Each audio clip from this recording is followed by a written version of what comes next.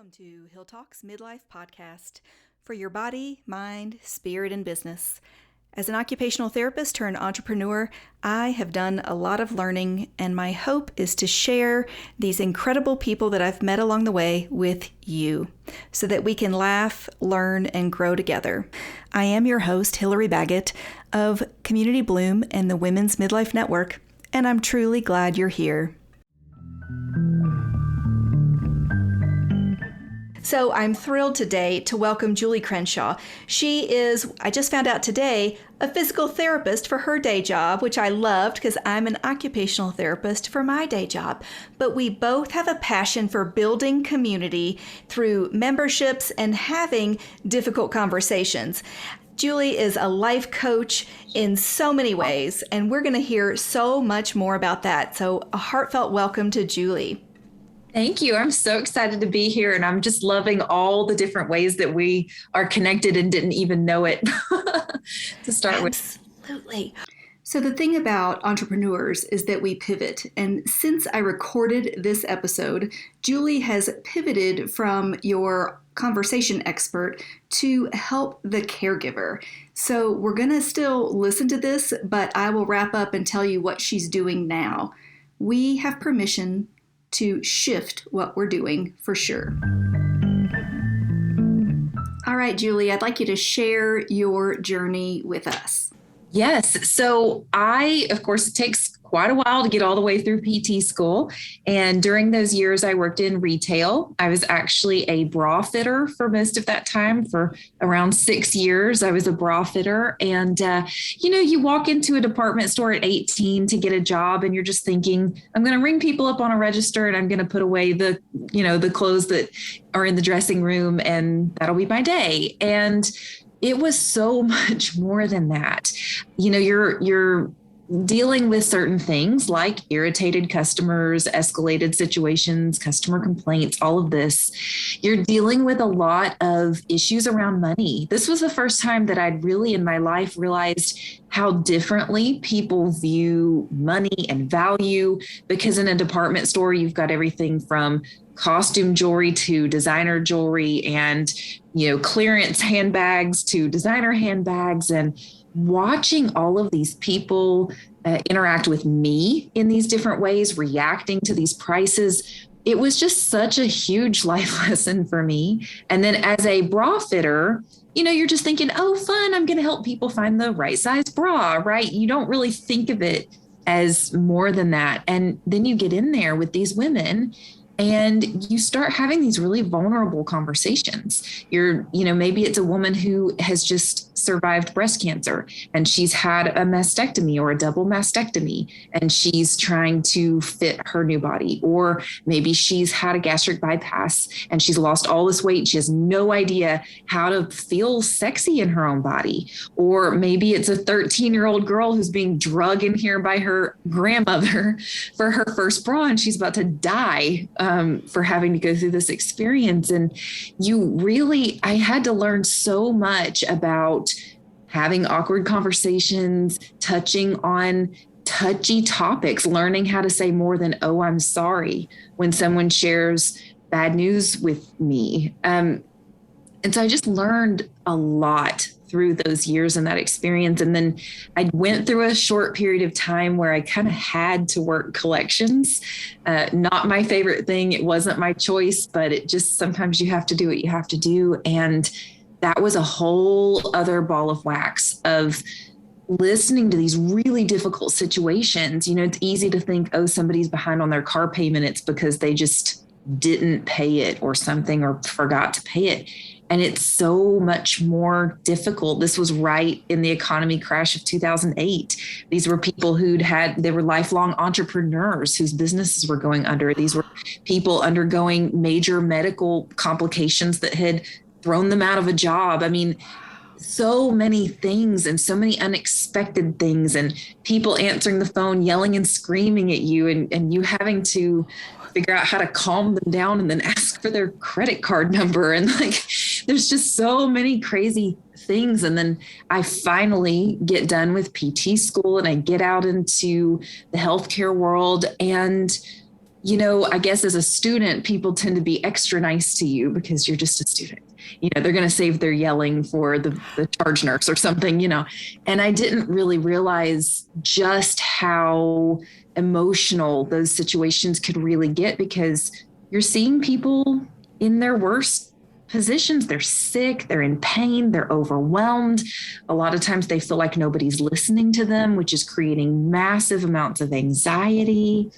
And so you have to learn how to navigate all of that. You have to learn, as a PT, I can't just come in there and take your blood pressure and give you some pills and then be like, okay, have a nice day.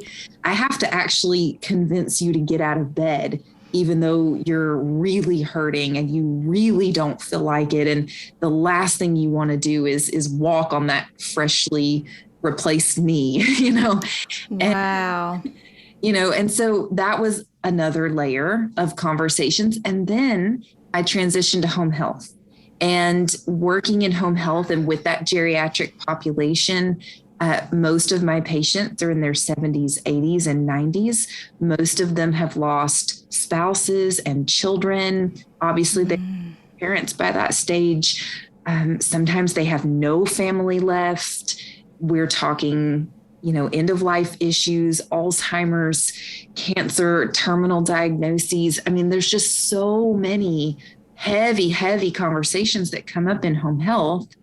And for me, it wasn't really that difficult to talk to the patients. It was the family that became a much bigger source of having to really be careful what you were saying and how you were saying it, because the family gets so hyped up about every little thing you're doing. And sometimes it was facilitating conversations between the patient and their main caregiver, which was probably a child or a spouse, and really realizing, watching these people who obviously loved and cared about each other so much, hurting each other so badly, but this lack of ability to communicate with each other.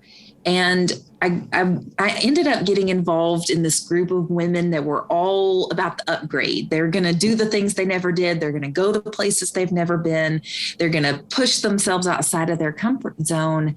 And they kept coming back to the group going, oh, I had this experience and it was so overwhelming because I didn't know what to do. I didn't know what to say. I didn't know what to respond. I went to this super fancy restaurant. There were no prices on the menu, and I felt like a total idiot. I had no idea what to say to the waiter, or I went to this one place and this maybe a retail worker at a really high-end place was rude to me, and I didn't know how to respond.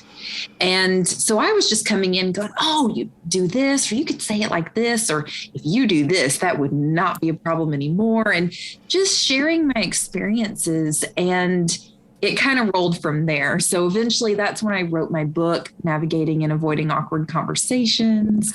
And then the book led to a course. And I mean, it's just rolled and rolled and rolled. And I've loved the response that I've had.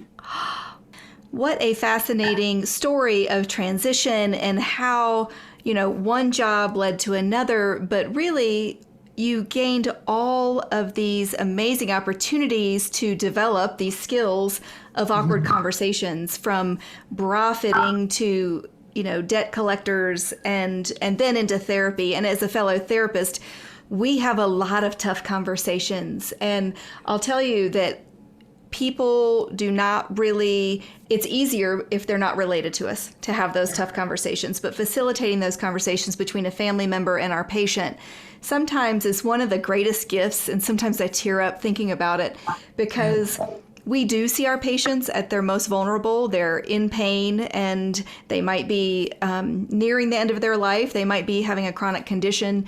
They might have a change in being able to do things for themselves, and they're angry about that, and they've got all these feelings. Well, then you bring in maybe an adult child, and there's so much stuff that's happened that we don't even know about as therapists. Oh, yeah.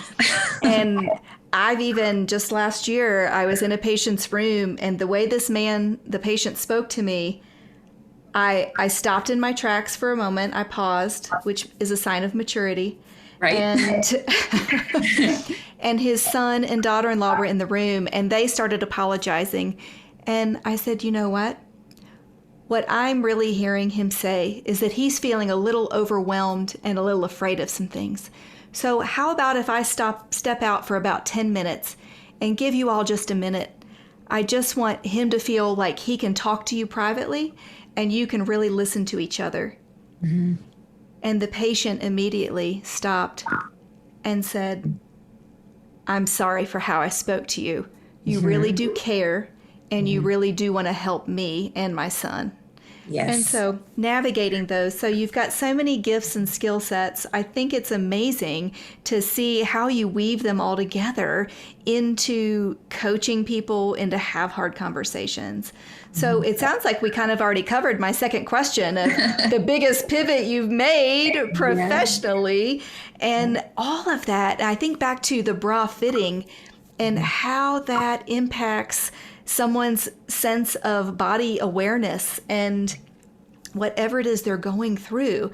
So what would you say are maybe your top 3 strategies or approaches for the difficult conversations? But maybe it's more important to say, are there maybe like 3 major stories or conversations that are the hardest, ranking up there? Because there's a lot of difficult conversations to have in life. Yeah. And I think that varies from person to person, which is so interesting to me. And that's one thing that I'm learning through all this is it's so nuanced what certain people find to be difficult and easy. I've had a few people who've told me that they could give a presentation in front of thousands of people. They could go on live TV, national television, talking about their area of expertise, and they're on the money. They're in their zone. They're doing great. And then it's the Q&A after that makes them feel like they're about to die from embarrassment and just awkward of like, I don't know how to talk about myself. I don't know how to do this chit chat thing. And that blew my mind. And the fact that I heard it more than once really blew my mind because I always just kind of assumed people were either outgoing or not, and the same thing comes to conversations. There's certain people that maybe because of their own personal experiences, they have a really easy time touching on certain topics that other people find very overwhelming, and maybe vice versa. So I would say that the things that do tend to come up a lot as far as awkward, I think you had phrased it like the 3 awkwards. And I was like, well, I would say I hear a lot about awkward silence, awkward comments, and awkward responses. So one of the things that I hear people say a lot is it's just this awkward silence. I don't know how to fill the chit chat silence when I'm trying to get to know new people. And I do have a freebie that I've created called 7 Tips for Small Talk Success.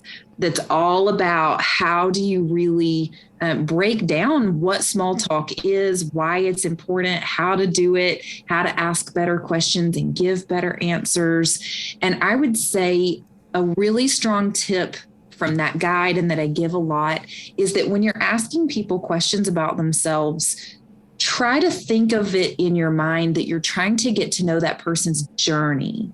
So instead of asking them, what do you do for work? And they're like, I'm a physical therapist. And then that's it. And that's all they say, because that's all you asked. You might say, tell me about the work that you do, which phrase, word for word doesn't sound that different, but it elicits such a different response. Tell me about the work that you do is so much more inclusive. And it really opens up that person to really explain not just the title of what they do, but what it means to them, maybe how they got there. And then giving better answers would be, maybe somebody asks you something like, what do you do in your spare time? Which is one of the worst, chit chat questions because it's so difficult to answer. And a lot of people are like, I don't know, I don't have downtime, or maybe they think what they do might be dorky and they don't want you to think that they're dorky or something. And, they're like, I don't know, I collect postage stamps. I don't know if I should tell this person that. They might think I'm, goofy. And so a slightly better way would be if they're asking you a question that's hard to answer, and you think of it more like just sharing your journey. This person's just trying to get to know me. I don't necessarily have to answer the question exactly the way they asked it because they're just trying to get to know me better. So if you say, what are your hobbies? I can say, well, I don't necessarily have a lot of hobbies because I don't really feel like I have a lot of downtime because I'm spending a lot of time building my business right now, which is really fun. I just wrote a book and I'm doing this. And I didn't really answer that person's question, but I was sharing about myself. And so it's still fostering that sense of connection. That's really the point, is to foster that connection.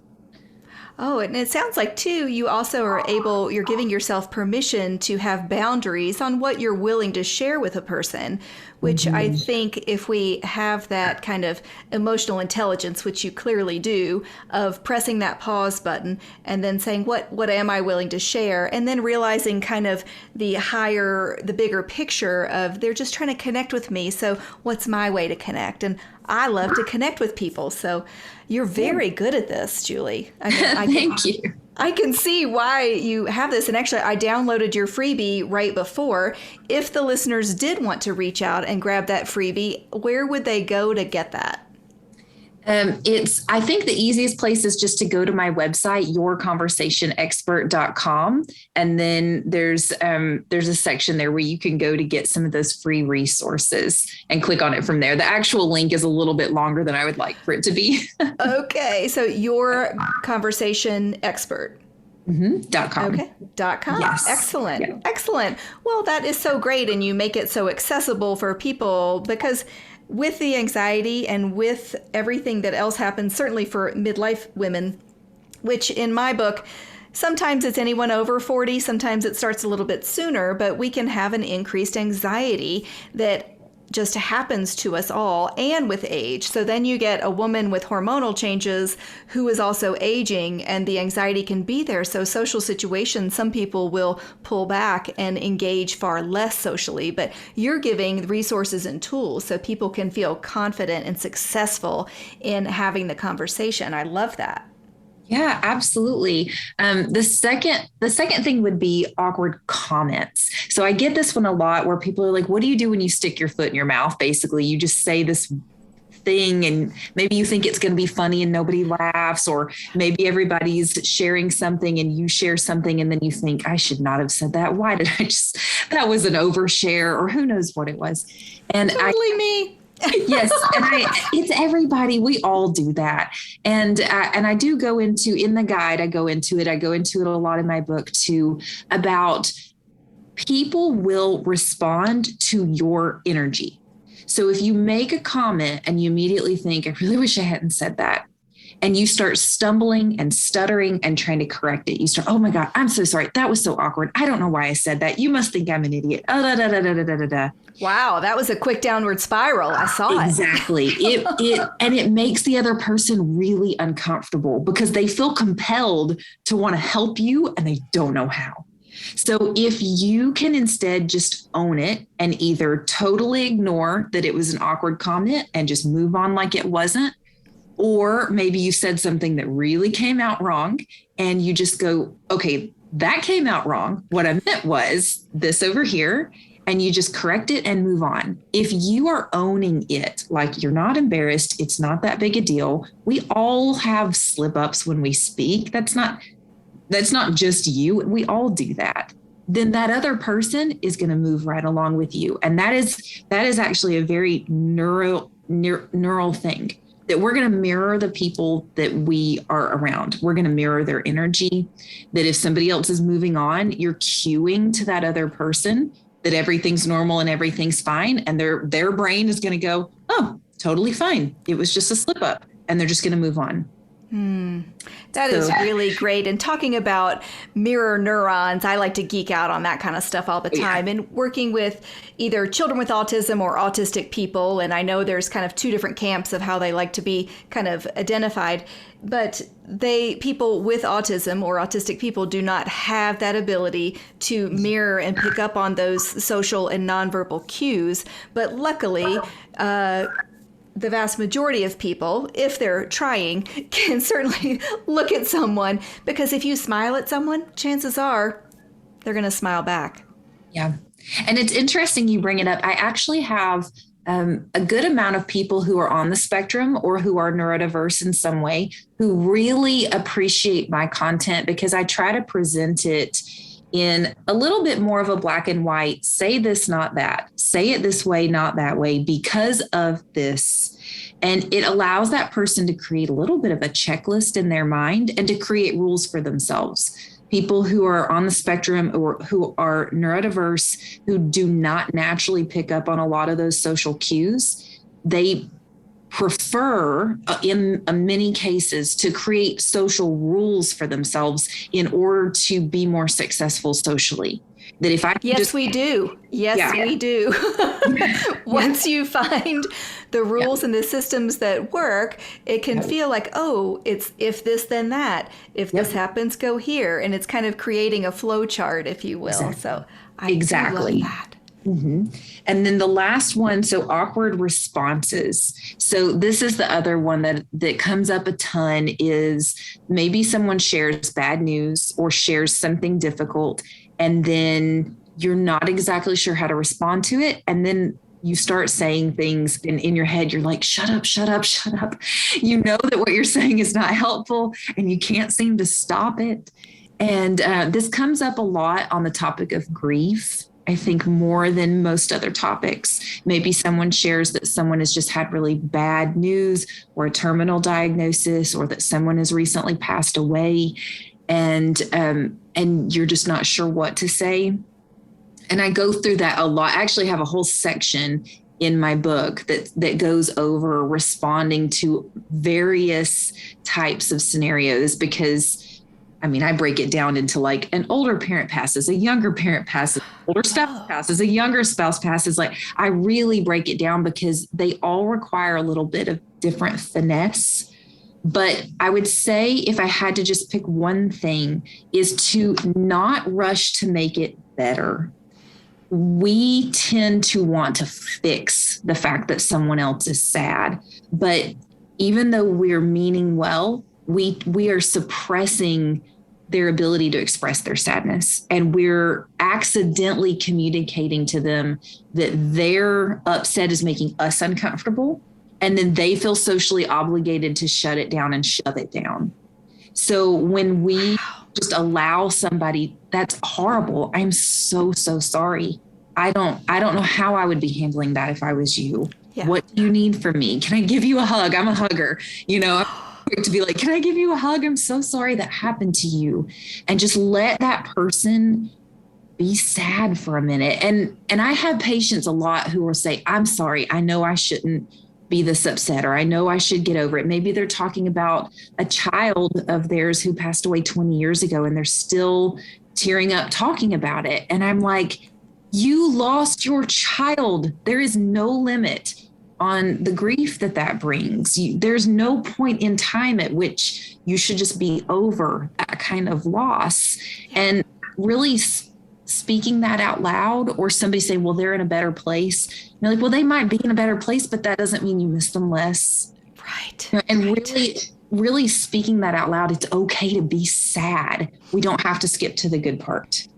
And when my grandmother passed away, my mom is a nurse, and she can be like overly clinical sometimes with her emotions. And the whole way up, it was so sudden. We weren't expecting it. She literally dropped dead. Like she was totally fine. And then on her way back from locking her car door, she dropped in the driveway. It was totally unexpected, which was just a whole thing all by itself. And my mom's calling me, and I'm like, I'll drive up to Chattanooga with you, which is like an hour and a half drive. And the whole way up there, my mom just kept going, well, at least she never had to be in a nursing home. She was always so worried about having a stroke. At least she never had a stroke. Well, at least this, well, at least that. And I finally just put my hand on her leg. I said, Mom, it is okay to just be sad. We don't have to skip to the good part here. This does not have to be okay. This is not okay. And it's just like, let people be sad and let people feel that and lean into it so that they can feel connection in that moment instead of isolation. So I know I'm getting really passionate about this, but this is something that I feel very, very passionately about. I love it. And so much time on it in my book and my course and all those things. Well, I so appreciate it. I'm here crying and tearing up, and it's the beautiful gift, Julie, that you were able to give your mom and your patience in that moment, because I just gave a talk last week on 5 essential permission slips that we need. And giving ourselves permission to feel is a really important one. And not just the happy, positive emotions, because what we call the negative ones of sadness and grief and anger and shame, it's like sometimes people don't want to feel those things. And so they don't allow them to cycle through the body and to disperse them and dispel them. And so when we shove them down, then dysfunction happens in the body, which we see a lot in our day jobs, as we say, right? Yeah, absolutely. I love that permission slips. I like that one. Yeah. Yeah, you'll hear more on that in future developments over on our membership experience group. So that'll be fun. Nice. Wow. So I just needed to take a minute there. And sometimes, we need to give ourselves permission. And that was my number 2, is to be able to say, whoa, I need a minute. I need to regroup. I need to just continue, but not yet. I need a minute before I can move forward. Oh, exactly. So great. I mean, I think you've covered my main questions. We talked about the weaving of your story, of your purpose, your mission, your work. We talked about your pivots professionally, and you really did great with the big 3 awkwards. I mean, there's so many. I can tell you what I'm buying for Christmas gifts this year, I think, is going to be your book on how to have these conversations. So great. Is there anything else on strategies or approaches for having successful conversations that are often called hard that you would like to pass along? I think, maybe just a message more for your audience, because I know that you do speak to a very specific group of women who are in this midlife moment, and they're really stepping back and evaluating some things. And what I love about that, we do tend to go through, I kind of maiden, mother, and crone, we tend to go kind of through these 3 pivotal stages in our life. And I think that the mid stage, this kind of mothering stage, is really amazing, because a lot of that we've grown up with, of these expectations, you finally reach a point where you're ready to just throw it all off and say, now, hang on a second. What do I want out of my life? And amen to that. Yeah, that's worth a pause right there. Sorry. Yeah, no. And you finally, I think a lot of times feel so within yourself and so empowered within yourself to finally say, I only have so many years to live. I'm still in good health. I've got a lot of time left, but a lot of time has passed. What do I want the rest of this to look like? And a lot of the people who come to my content have reached that pivotal moment where they're like, what I've been doing is not working, or it's been okay, but I have this big vision of this thing that I want. And I just want to maybe encourage people that it's 1000% possible to reinvent yourself. It's never too late in life to learn a new skill or to go in a new direction or improve something or change something. And I think that it's actually, instead of this whole idea of, oh, I'm so old, my husband, I shared with you before we started, he went into the military before, right out of high school, and he did that. And then when he got out of that, he went to trade school and became a machinist. And then a few years ago, he was like, you know what? I want to go back and circle back and capture this opportunity to go to college. And so he did that. And then, I'm not going to get into it, but basically he was born with this gap in his teeth from a birth father who was never a father. And it's just one of those image issues for him. And he also kind of at that same point was like, I really want to close this gap in my teeth, because every time I see it, it makes me so angry because it reminds me of him. And it's like, okay, so now he jokes, he's knocking on 40, and he jokes with people a lot. Yeah, I'm a late bloomer. I'm 40 years old and I've got braces and I'm going to college, for the first time. But, but I'm like, but you're doing it, because one of my favorite phrases is that the time passes anyway. So, are you just going to go, oh, I'm so old, and then live 40 or 50 more years? Yes. because you feel like you're so old that you can't do something. That's crazy because the time just keeps ticking and, do what you want to do with it. Yeah. And again, it's kind of giving ourselves permission to say, wait a minute, I want to do something different and I want to close this gap in my teeth. I want to go and have a college experience. I want to go and do this. And so many of our service members, we come from a Marine Corps family, they will go back to school. And sometimes whether they were enlisted or an officer, they will continue their education and it's not too late ever. So that's a great message to get out, and especially for women in midlife, that to know that you can have a dream and you can find the resources to help you get there. And if someone can start a business while they're practicing therapy, if someone can start a midlife membership for women, there are so many options out there. Oh, so great. Now, let me see. Did I get the title of the book right? Navigating and Avoiding Awkward Conversations. How to Speak to Anyone About Anything.